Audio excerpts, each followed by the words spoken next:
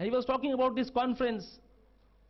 সারাটা জীবন জেপির আবু বকরকে নিয়ে গবেষণা নিয়ে ব্যস্ত। আমি জনাব মাওলানা সৈয়দ বাহাউদ্দিন সাহেবকে অনুরোধ করব যে এই সেমিনারের থিম সম্পর্কে বক্তব্য রাখতে। জনাব মাওলানা সৈয়দ বাহাউদ্দিন সাহেব।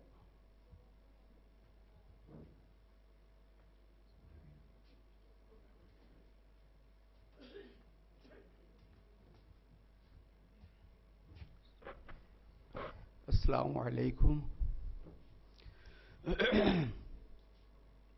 আজকের এই সেমিনারে সকল অতিথিবৃন্দ, সর্বপ্রথম আপনাদের আমার আন্তরিক শুভেচ্ছা ও মোবারকবাদ জানাই, সালাম জানাই। হুজুরের বক্তব্যে একটা জিনিস আমরা পেলাম, হুজুর একটা কথা লিখেছেন যে আবু বকর একটা নাম নয়, একটি ইতিহাস। তো সে দীর্ঘ আলোচনা, আমরা সেই আবু বকর সিদ্দিককে আমরা মনে করি একটা জাস্ট একটা সুফি, একটা মৌলভী, একটা হয়তো কোনো সমাজসেবী, এইরূপ একটা আমরা মনে করি। কিন্তু এত বিশাল একটা ইতিহাস বলা হচ্ছে। আমরা যতটুকু আমাদের অনুসন্ধিৎস প্রাণের আমরা খুঁজে খাজে যা দেখেছি, আমরা যে স্টাডি করে যা দেখেছি, আমি গোটা বিশ্বের কথা বলিনি, গোটা ভারতের কথা বলিনি, পূর্ব ভারত এবং উত্তর ভারতে আবু বকর সিদ্দিকের ব্যক্তিত্ব ছিল ইউনিক, অনন্য, ওয়াহিদান ফরিদা। পূর্ব ভারতে, উত্তর পূর্ব ভারতে তার ব্যক্তিত্ব এরূপ ছিল।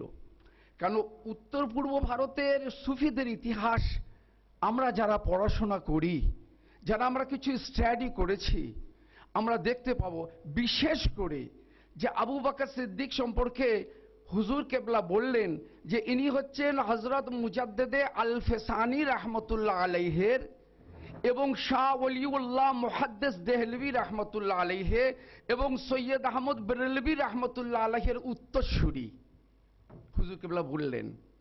এই যে তিনজন ব্যক্তিত্ব ভারতবর্ষের ইতিহাসে, এই মহান ব্যক্তিত্ব, এদের উত্তরসূরি ছিলেন আবু বকর সিদ্দিকী। তো এদের উত্তরসূরিদের যে ইতিহাস আমরা পড়াশোনা করেছি, স্টাডি আমরা করেছি, উত্তর পূর্ব ভারতে কিন্তু আবু বকরের সমতুল্য আর দ্বিতীয় কিন্তু আমরা খুঁজে পাচ্ছি না। ইতিহাসের আবার হতে পারে, কিন্তু এখনো পর্যন্ত আমরা পাইনি।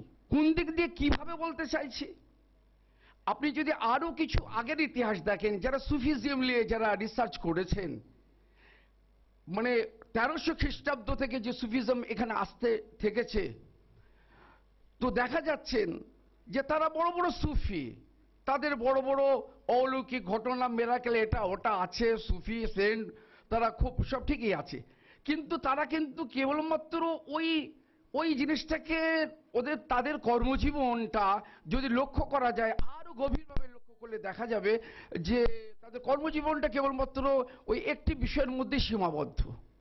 কিন্তু আবু বকর সিদ্দিক, এই জন্য আমি বলছি অনন্য, ইউনিক, এই জন্য আমি বলছি তার শখসিয়ত হচ্ছে ওয়াহিদান ফরিদা। এই কারণে বলছি যে তার ভেতরে বহুমুখী যে প্রতিভা, এইরূপ একটা সুফি কিন্তু এখনো পর্যন্ত আমরা নজরে পাইনি।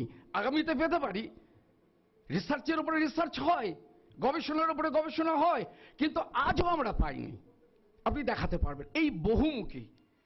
এই একদিকে যেমন তুমি সুফিজমের সমাজ সংস্কারের মাধ্যমে আত্মশুদ্ধির মাধ্যমে মানবিকতার বিকাশ ঘটানোর জন্য তিনি যেমন চেষ্টা করেছেন, অপরদিকে শিক্ষা দীক্ষায় পিছিয়ে থাকলে একটা জাতি আগিয়ে নিয়ে যেতে গেলে খালি মাদ্রাসায় পড়ে মৌলী সাহেব হবে আর হাফেজ সাহেব হবে, কোরআন মুখস্থ করবে না, এটাও যেমন দরকার আছে।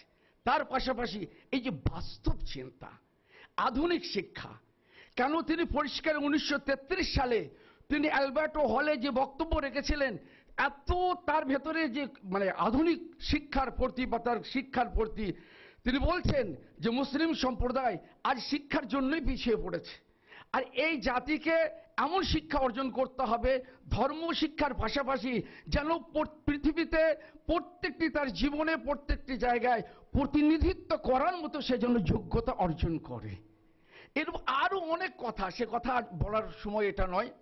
আমি বলতে চাইছি যখন এই যে আমাদের বললেন ডক্টর আমাদের আব্দুল মতিন, তো যখন হিন্দুর ভাষা, বাংলা ভাষা হিন্দুর ভাষা, বাংলা ভাষা পড়া যাবে না।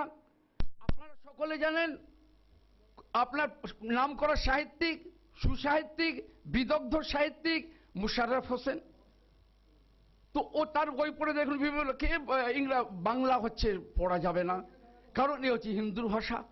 এমনকি 1923 সাল 21 সালের বই কলকাতা ন্যাশনাল লাইব্রেরিতে আছে, কথা বুঝতে পারছেন, উর্দুতে, সেটা তাতে পরিষ্কার ফতোয়া দিয়েছে সে যুগের মোল্লা মৌলবীর একটা শ্রেণী অদূরদর্শী, মানে অভিজ্ঞতা জ্ঞানহীন, তারা বলেছে না বাংলা ভাষা ওইটা ধর্মীয় ব্যাপার, পবিত্র ব্যাপার, কোরআন ট্রান্সলেট হবে, অমক হবে, তুষক হবে, এই অপবিত্র, এ চলবে না। এ কথা বলতে আমার শাহ অলিউল্লাহ মুহাদ্দিস দেহলভির কথা মনে পড়ে যায়, যার উত্তরসূরি আবু বকর সিদ্দিকী। শাহ অলিউল্লাহ প্রথম ব্যক্তি যিনি ভারতের বুকে সর্বপ্রথম কোরআনকে ফার্সিতে ট্রান্সলেট করেছিলেন, এবং তার ছেলে আব্দুল কাদের হলেন প্রথম ব্যক্তি যিনি উর্দুতে কোরআনকে ট্রান্সলেট করেছিলেন। কারণ তারা বাস্তববাদী, বাস্তবমুখী তাদের চিন্তা, তারা প্রকৃত চিন্তাশীল ছিল। তাদেরই উত্তরসূরি আবু বকর সিদ্দিকী ওই ফতোয়ার বিরুদ্ধে বললেন না, এটা ঠিক না। কে বলেছে হিন্দুর ভাষা? মাতৃভাষা ছাড়া একটা জাতি প্রকৃত মানুষ হতে পারে না, মাথা তুলে দাঁড়াতে পারে না। ইসলামের বাণীকে তাদের কাছে সঠিক পৌঁছে দিতে গেলে বাংলাই হবে তার মাধ্যম। আমি বলছি ইতিহাস, বিশাল ইতিহাস। এই আবু বকর সিদ্দিকী প্রথম ব্যক্তি, সেই সময়েতে সময় সন্ধিক্ষণেতে তিনি বাংলা ভাষার মাধ্যমে ধর্ম শিক্ষার আপনার কি করেছিলেন, আপনার ঘটাবার সূচনা করেছিলেন। এবং একটা সুধাকর বলে একটা পত্রিকা বার হয়েছিল 1800 কত সালে, এই মুহূর্তে আমার মনে স্মরণে নাই, সেই সময় সুধাকর গোষ্ঠী বলে একটা গোষ্ঠী তৈরি হয়েছিল।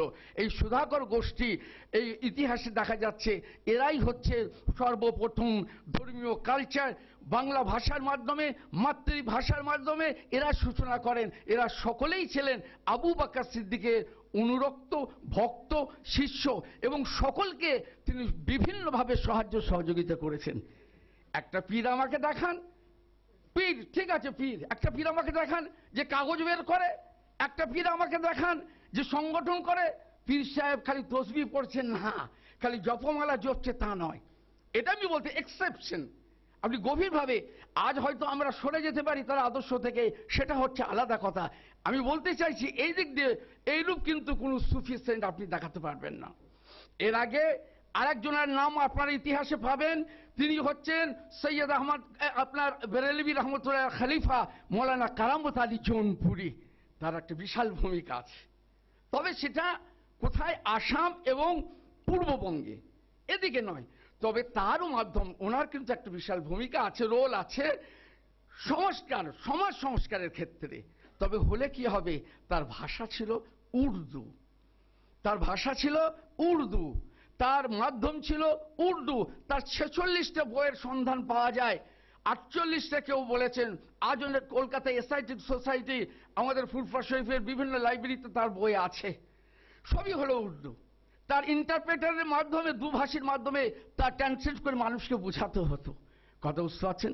সেই জন্য আমি বলছি, আমি কথা পারবো না, অনেক মূল্যবান ব্যক্তি, অনেক ব্যক্তি বসে আছেন, বিদগ্ধজন বসে আছেন, তারা আলোচনা করবেন।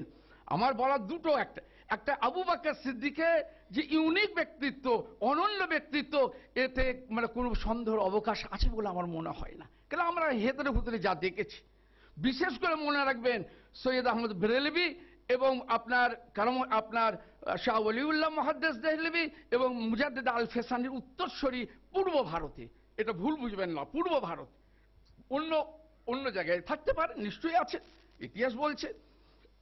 আর বাস্তবমুখী চিন্তা, এই সমাজের জন্য কি করে কি আগিয়ে নিয়ে যাওয়া যায়। আর তিনি জীবনে কোনোদিন অন্যায়ের সঙ্গে আপোষ করেননি, কোনোদিন অন্যায়ের সঙ্গে আপোষ তিনি করেননি। তো যাই হোক, আমার বলা উদ্দেশ্য সংক্ষেপে, বিদগ্ধজন আরো বিভিন্ন আলোচনা করবেন। আমাদের খুব উদ্দেশ্য এটাই ছিল যে আজকে এই শিক্ষিত সমাজ, আজ এই সব মানুষ যারা অনেকে রিসার্চ করছেন, হুজুর কেবলা লিখেছেন যে ইংল্যান্ডে রিসার্চ চলছে, এটা আমিও জানি। হুজুর কেবলা লিখেছেন যে আপনার বাংলাদেশে রিসার্চ চলছে, এটা আমিও জানি। হুজুর কেবলা লিখেছেন যে ইন্ডিয়ায় রিসার্চ চলছে, বিক্ষিপ্তভাবে রিসার্চ চলছে। ওই গবেষকদের গবেষণার ক্ষেত্রটাকে আরো প্রশস্ত করে দেবে, আরো সুন্দর করে দেবে, আরো সুগত করে দেবে। আর কি আগামী দিনে আবু বাক্কারকে নিয়ে চর্চা, গবেষণার রাস্তা, এটা আজকের দিনেতে তার দ্বার উদ্ঘাটন হলো, যাকে আমরা সংকীর্ণ একটা কোটোর মধ্যে ভরে রেখেছিলাম। আজকে তার দ্বার উদ্ঘাটন হলো। তার যোগ্যসূরি, উত্তরসূরি অনেকেই আছে, তার যোগ্য উত্তরসূরি, তার জীবন সায়ান্ন, আজ প্রায় 85 বছর বয়স, তার জীবন সায়ান্নে আজকে তার উপস্থিতিতে এটা যে আমরা করতে পেরেছি, আমার আল্লাহর মহান প্রভুর দরবারে লাখ লাখ শুকরিয়া। এছাড়াও তার আরো অনেক উত্তরসূরি আছেন এবং আর একজন আসবেন, তিনি হচ্ছেন আমার হুজুর কেবলার আপনার ছোট ভাই নূর উদ্দিন, আল্লামা পীর নূর উদ্দিন সিদ্দিকী সাহেব, তিনিও আসবেন। কথা বুঝতে পারছেন? হ্যাঁ, আসবেন এবং উনি আচ্ছা ঠিক আছে। তো আপনাদের কাছে কিছু বক্তব্য রাখবেন সংক্ষেপে। আমরা এখন এনাদের কাছে, বিদগ্ধ জনদের কাছে আমরা কিছু বক্তব্য শুনবো বলে আশা করছি। সকলকে ধন্যবাদ, মুবারকবাদ জানিয়ে আমি আমার আলোচনা শেষ করলাম।